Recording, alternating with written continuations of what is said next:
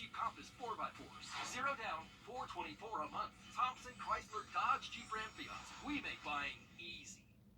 You're watching News 12 on your side. Your accident was caused by another driver, but you're the one with all the bills and expenses. Are you kidding me? No one should pay for another driver's mistake. Insurance companies don't make it easy to get everything you're entitled to, but I do. Your safety comes first with the First Alert Radar Network. First just got faster. From the station that's on your side, News 12, First at 5, continues. The CSRA mourning the loss of a man who helped teach our next generation. Friends tell Cowboy Mike's story coming up. Moving trucks full of belongings after flooding pushed dozens of families in Augusta out of their damaged homes. The ruined furniture and items now on the side of the road, ready for trash pickup. It is the reality after more than 9 inches of rain hit the area just last week. Yeah, the Red Cross stepping in over the weekend to help these families who lost nearly everything. News 12's Audrey Dickerber is live at 5 to show us how the nonprofit is helping. Now, when the Red Cross shows up, they'll give you a kit and this red folder. This red folder has some information on what to do next, but what to do next has been very difficult for people out in South Augusta, and the Red Cross says they're doing everything they can do to help. The Red Cross started responding to flooding last weekend and is still responding to calls today. Due to certain requirements, the Red Cross can only help so many people. One of those requirements is having at least 18 inches of floodwater damage in each home. To put that in perspective, that's about as high as an average electrical outlet. They told me they have responded to at least 55 homes. 40 of those homes met those requirements. One Red Cross volunteer told me that this job can get emotional. Because when people have lost every single thing they have in this world, and you go into that circumstance, you got to be prepared.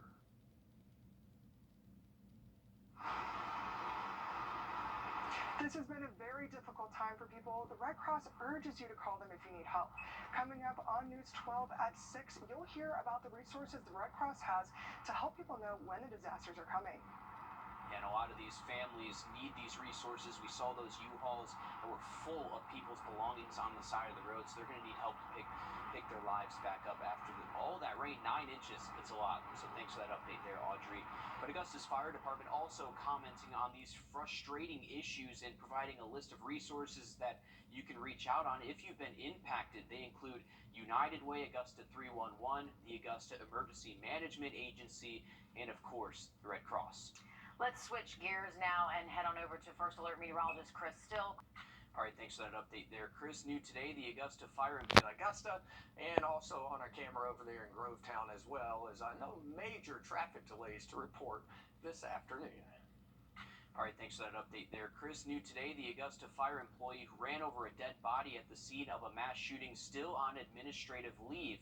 Documents from the fire department show the leave is now because of a pending investigation.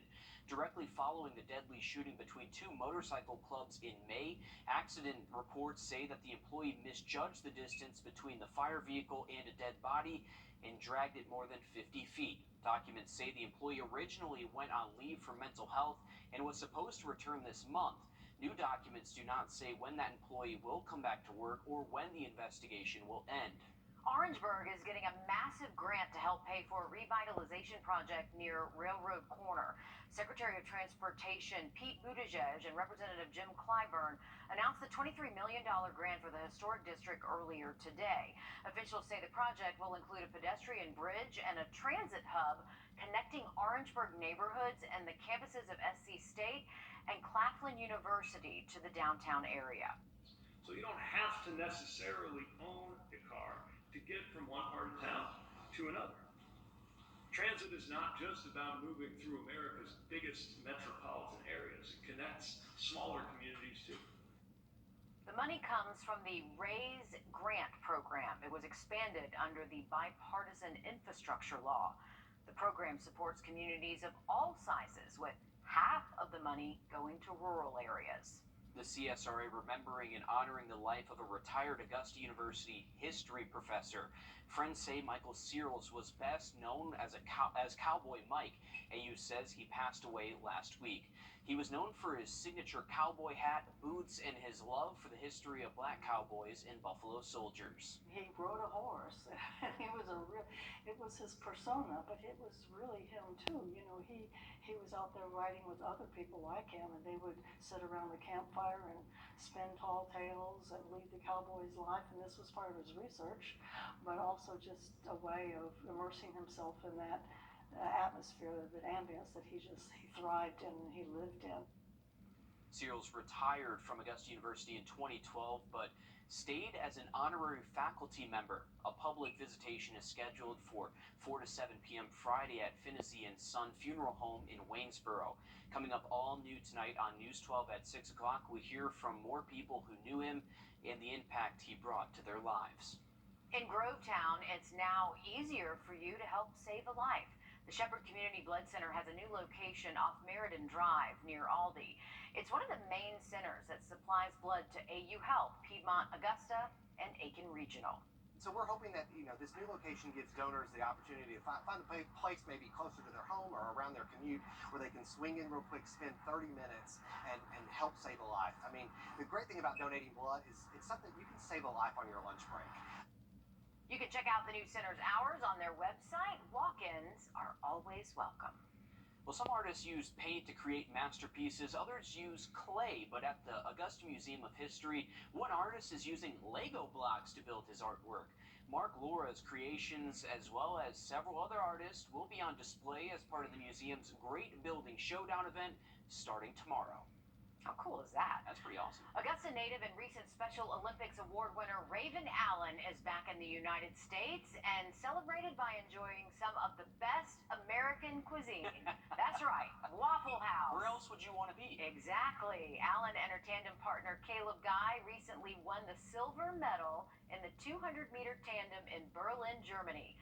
Congratulations to Allen and Guy again, and a big welcome back to the CSRA as Olympic medalists. That's awesome, and they got a great reception leaving and going back there. Well deserved. Congratulations. Oh, I love it. Well, more protections for moms-to-be are now in effect starting today. We'll have more coming up. Chris? Today's official high temperature of 91 and low temperature of 64 was 4 degrees below average for this date. It made the 42nd day in a row that temperatures have been below normal. There's a big warm-up on the way for the 4th of July holiday. We'll take a look at that hotter weather coming up. All new on News 12 at 6 o'clock, we're learning more about who former AU history professor Cowboy Mike was from his friends and former colleagues here at the Summerville campus. Time and 25 tomorrow in Waynesboro. We'll reintroduce a 20% chance of an afternoon storm on Friday. Your more standard 30% chance of storms Sunday through next Wednesday. Those 97s on Saturday and Sunday will feel like about 106. Whew. All right, thanks for that, Chris. I guess. Happening right now, a thicker layer of protection for moms-to-be. The Pregnant Workers Fairness Act is officially in effect now today. Atlanta News First reporter Abby Kasor has found out how it protects pregnant workers from having to choose between their paychecks and their health. Madison Goddard says it's overwhelming caring for her baby boy Colt. Non-stop diapers, feedings, a lot of sleeping for him, not for her. Every day I wake up and I think, oh my gosh, I've got 10 weeks left. Now it's 9.5, and it's just like ticking down, and I look at how tiny he is and I'm like, is he gonna be ready? Am I gonna be ready? Her time off is limited to 12 weeks, and she's weighing her options about going back to work. It's hard kind of feeling like you have to choose between working or having and taking care of your baby. In Georgia, there are more than 120,000 births per year, leaving many other families in the same spot. The Pregnant Workers Fairness Act means that employers will be required to make more accommodations for pregnant workers before and after baby.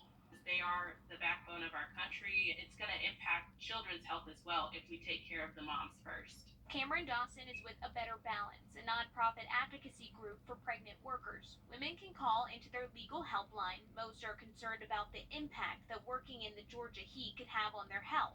Questions about water, rest breaks, and chairs if they're in pain. We've seen that 2/3 of pregnant workers in the past were denied accommodations and simply forced off the job early in their pregnancy. And especially for many Georgia moms who are the primary breadwinners for their families, that's simply not an option. The new act can mean more flexible hours, a parking spot closer to the workplace, and no heavy lifting. The Equal Employment Opportunity Commission says they'll begin to take cases if anyone thinks an employer is at fault. It's still unclear exactly what proof will be required under this new act. In Atlanta, I'm Abby Kasouris. Is it ever too hot to use your smartphone? Well, you might be surprised to hear what Apple says coming up with how high temps affect smartphones and what you're doing to make it worse. First Alert Radar. It's a Southwest salad, and it's not for the faint of flavor. Woo, saucy! Zaxby's. Is it ever too hot to use your smartphone? With summer temperatures rising, you may have noticed your phone battery dies more quickly or the phone just stops working. Yeah, that happened to me last week. But heat can damage your smartphone, but it isn't only because of 90-degree days. As our consumer tech reporter Jamie Tucker explains, there are a few things that you can do.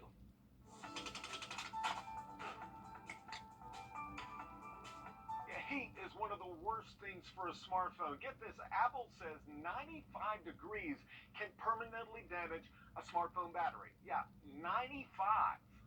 And there are a few things that cause the phone to heat up even more. Playing games, watching videos, taking and sending pictures will cause that phone to work harder and thus get hot. A protective case can make it even hotter. Leave a phone in the car for a few minutes and you'll get a warning that the phone is overheated. That can happen if the phone is in direct sunlight on the dash or the console, even with the AC going. And if it does overheat, bring it inside, take the case off and let it reach room temperature. When it turns back on, turn it off for an hour or so. I've read on message boards some people will place their phone in the refrigerator to speed up the process. That's a terrible idea. Here's what happens. I took this old phone, placed it in the fridge for about 10 minutes, and when I took it out, condensation fogged up the screen. The same thing is happening inside the phone. One hot summer day isn't likely to cause your phone to crash and die, but over time, too much heat will permanently damage the battery. This might not matter much if you upgrade to a new phone every year, but if you tend to keep phones for several years, you will notice a difference in how long the battery lasts each day. And I'll bet you've done this. You put your phone under a beach towel or a blanket. That's going to protect it from the sun's rays, but it's not going to protect it from the heat. Actually, it'll be a little bit warmer. The best thing to do, put it away, turn it off, enjoy the summer weather. That's What the Tech. I'm Jamie Tucker. Our local legend is being inducted into the Georgia High School Football Hall of Fame. News 12 Sports Director Dan Booth joining us now to tell us what Josie High School alum and Super Bowl champion Deion Grant has to say about being inducted into the Hall later on this year. Dan. After winning a state championship with Josie Eagles in 1995, winning the national championship with the Tennessee Volunteers in 1998, and winning a Super Bowl with the New York Football Giants in 2012, Deion Grant is going into the Georgia High School Football Hall of Fame. Grant was drafted by the Carolina Panthers in 2000 and went on to play 11 seasons in the NFL. News 12's Dick Proto and I caught up with the Augusta native to discuss his future induction, his championship-filled career, what it was like being on the field when the clock hit zero in Super Bowl 46, and even finding out what he thinks kids in this generation can do to accomplish their goals both on and off the field. First, I have to say having faith and believing in your dreams. Second, I would have to say don't cut corners. Take care of your body and, do the small things when nobody's looking. Don't think that you can see something on the internet and you can just go and do it and it's going to work for you. Put that work in and build that foundation. You can watch our full 25-minute interview with Deion Grant in its entirety on our website at the WRDW News 12 YouTube page. 4th of July falls on a Tuesday this year, and it will be a hot one. We'll have about 30% chance of an afternoon storm. Those high temperatures by 5 p.m. in the mid to upper 90s. This weekend could be even hotter than what you see on the screen here. We'll take another look at your 7-day forecast when we come back. Are you turning 65 soon?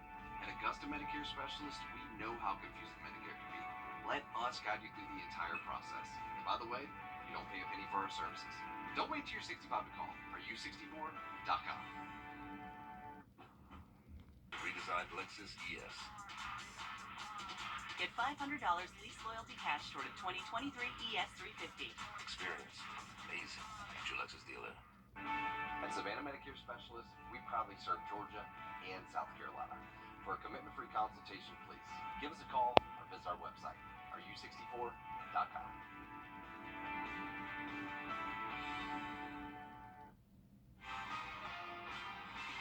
Breaking news, a former Richmond County deputy is now in jail charged with sexual exploitation of children in violation of oath by public officer. The Richmond County Sheriff's Office saying Christopher Masters was involved in an inappropriate relationship with a juvenile. Now, Masters began working with the department in 2007 and resigned on the 14th of this month. We'll bring you any updates as we learn more. Chris? Hey, quiet while they last. The Red, White, and New sale going on right now at Great Deals on Furniture. Open Tuesday through Saturday, 10 to 6. There is a full moon in June, and Wrdw Chrysler Dodge Jeep Ram has gone crazy.